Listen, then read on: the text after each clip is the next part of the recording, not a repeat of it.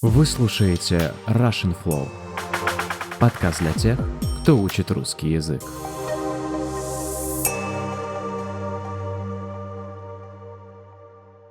Я иду по вечерней улице в Токио. Ко мне навстречу приближается старый японец, останавливает меня жестом и спрашивает, откуда я родом. В моих ушах новые наушники, которые переводят речь старого японца на русский язык. Завязывается разговор. У старого японца нет таких же наушников, но он прекрасно меня понимает. Оказывается, он когда-то работал переводчиком с русского на японский. По его лицу видно, как ему приятно вновь услышать русскую речь. Он улыбается и спрашивает, зачем мне эти наушники. Я отвечаю, что не знаю его языка и только так могу его понять. Он просит меня снять наушники и показывает на то место, где находится сердце. Через несколько секунд звучит будильник, и я просыпаюсь. Так и рождается тема для моего нового эпизода. Ребят, всем привет!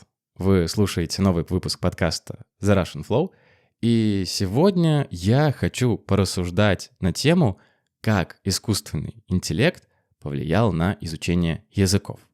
Зачем нам вообще учить языки, если рано или поздно появится такое устройство, которое сделает изучение языков попросту ненужным?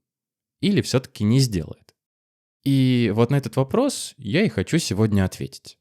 Но перед началом нашего разговора попрошу вас сердечно подписаться на подкаст, если вы этого еще не сделали. Ну и жмякнуть на кнопку лайка или дизлайка, если вы вдруг слушаете меня на YouTube. С обязательной частью покончено, но теперь приступаем к главному.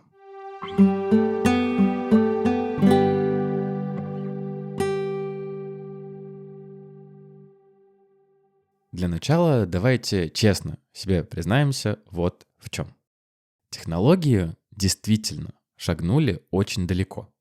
Когда я говорю, что технологии шагнули очень далеко, я имею в виду, что наши компьютеры, наши смартфоны и другие устройства, вроде тех же наушников, стали гораздо умнее и быстрее, чем раньше.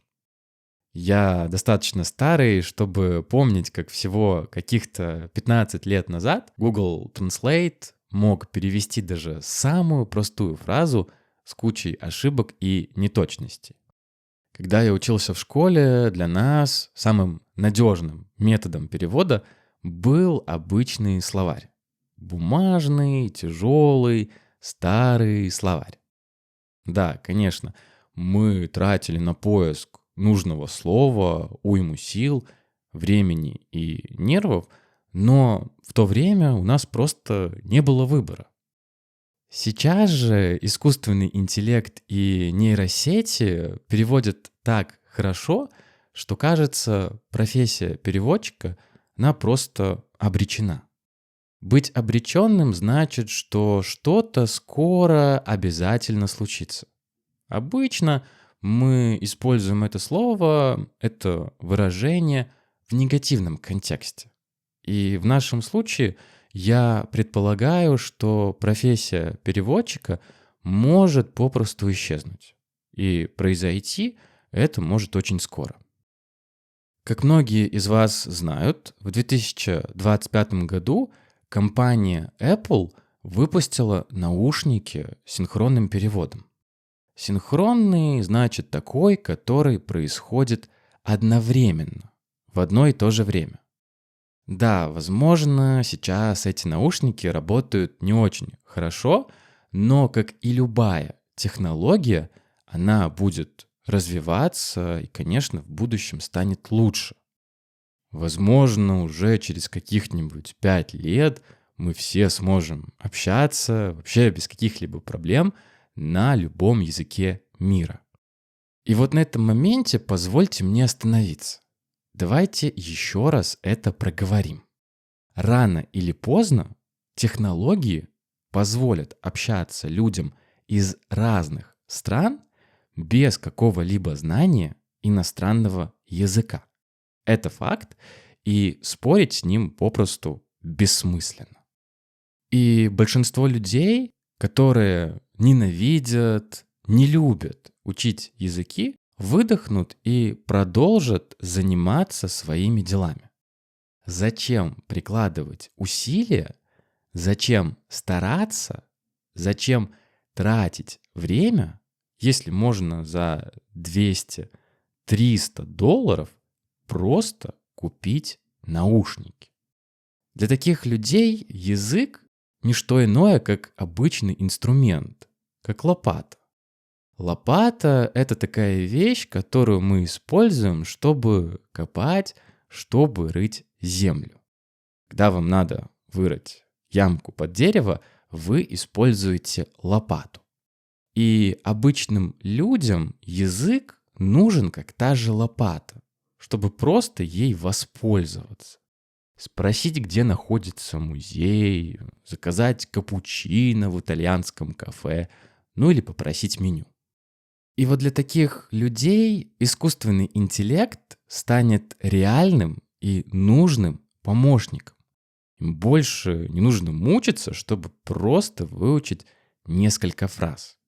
У них будет инструмент, который сделает их жизнь легче и проще. И естественно, у нас, любителей иностранных языков, возникает страх. А вдруг все станут такими?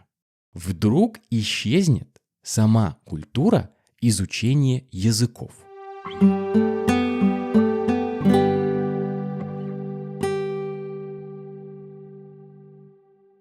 Хорошо, ребят. А зачем мы с вами учим языки?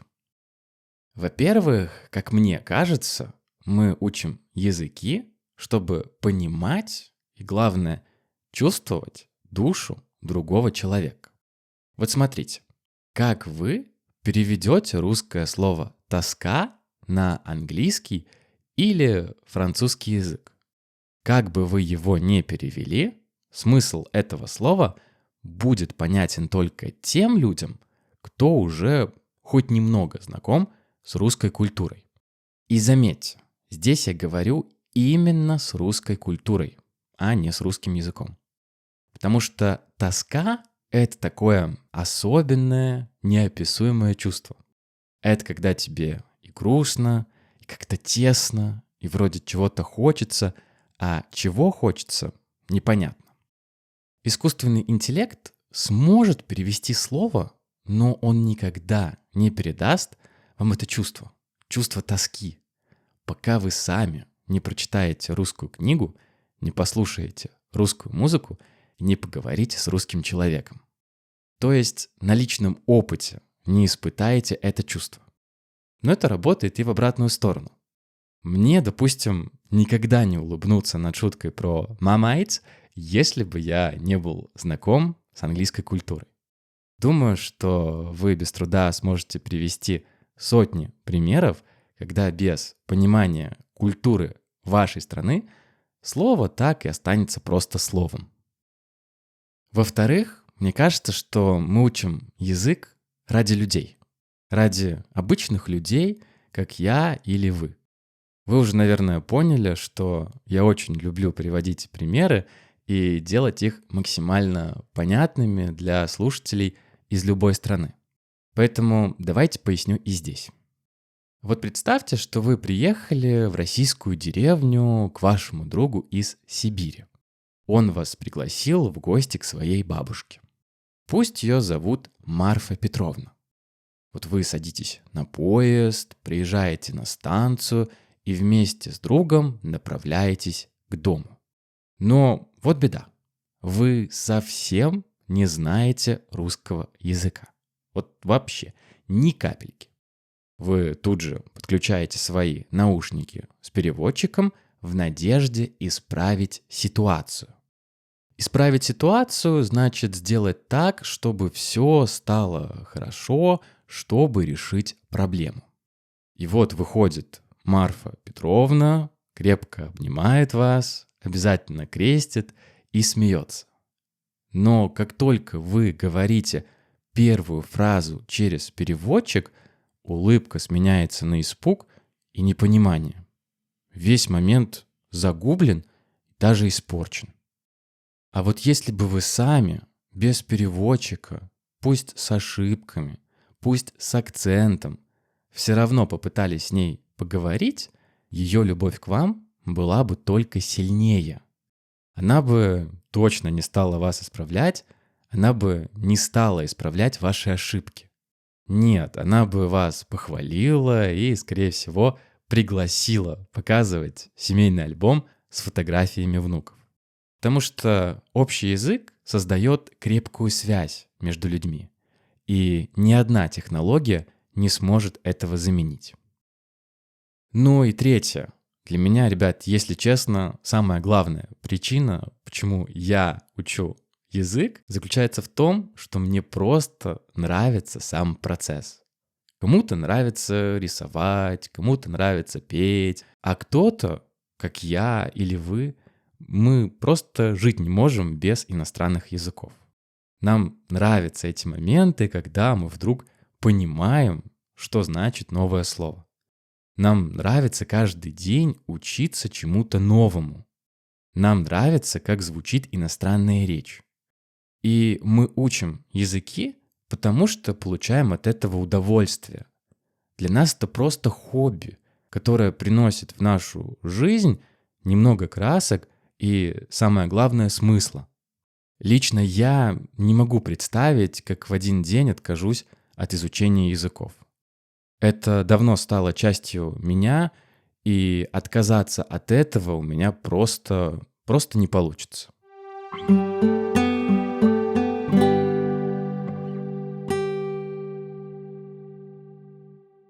Знаете, предыдущая фраза была так хороша, что можно было, в принципе, и закончить на этом, но давайте обсудим еще вот что.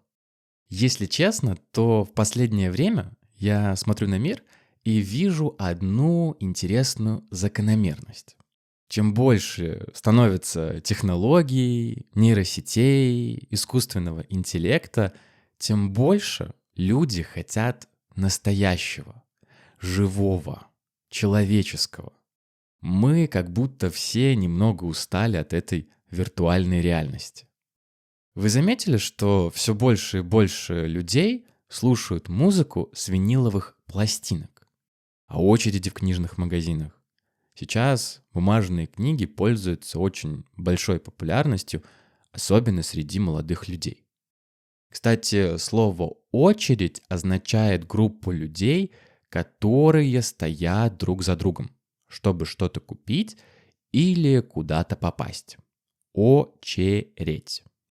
Так вот, я предполагаю, что изучение языков станет для нас чем-то вроде виниловой пластинки. Да, большинство людей, которым нужен язык только для работы или путешествий, будут использовать искусственный интеллект. И в этом ничего плохого нет. Было бы странно не пользоваться таким классным и полезным инструментом. Но для энтузиастов вроде нас, по сути, ничего не изменится. Мне кажется, что наоборот, с внедрением новых технологий в нашу жизнь нам всем еще больше захочется живого общения. И люди будут все так же собираться в языковые клубы и общаться между собой. Мне кажется, что таких клубов в будущем будет становиться даже больше. Представьте себе вот такое будущее. Вы заходите в свое любимое кафе, и за одним столиком сидят несколько человек в наушниках и общаются между собой при помощи переводчика. За другим столиком тоже сидят люди. Но они говорят медленно, с ошибками, смеются над своим произношением и помогают друг другу. Им весело и классно находиться в такой прекрасной компании. И вот за какой столик сядете вы? Какую таблетку выберешь, Нео?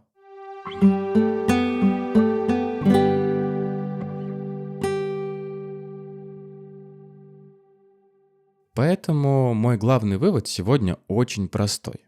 Для нас, для людей, которые любят языки, искусственный интеллект, по сути, ничего не изменит.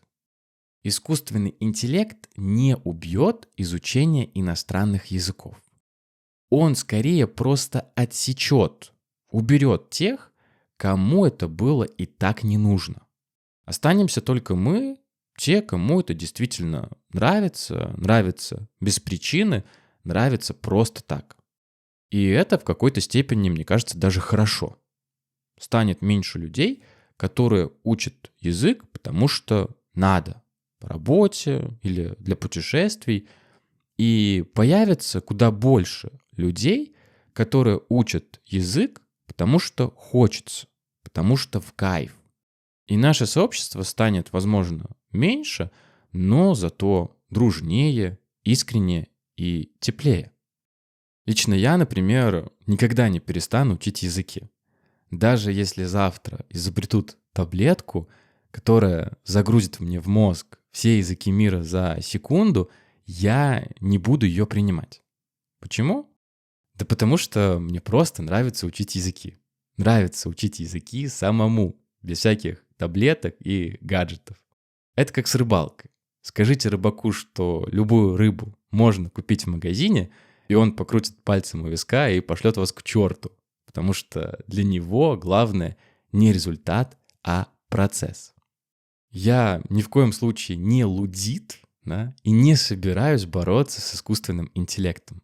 Он здорово может помочь и нам. Например, проверить наши же ошибки, перевести сложный текст, объяснить сложные слова. Да даже для тренировки говорения, общения он может стать реально очень крутым помощником.